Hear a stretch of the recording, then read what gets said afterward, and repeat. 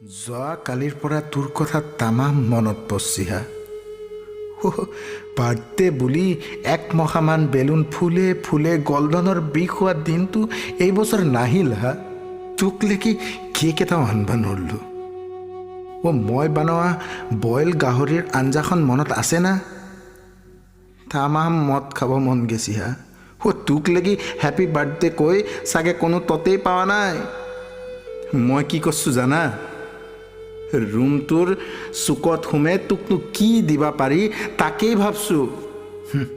কবিতাটো তই বেয়া পা, কি দিম হা তোক?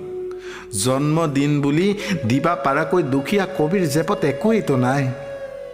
কেতিয়াবা ভাবো তই ভালেই কৰলি, সপোন দেশৰ ৰজা হৈ একো লাভ নাই। তই যদি পাৰা ক্ষমা কৰবি, তোক সেই জন্মদিন বুলি একো দিবা নৰলো।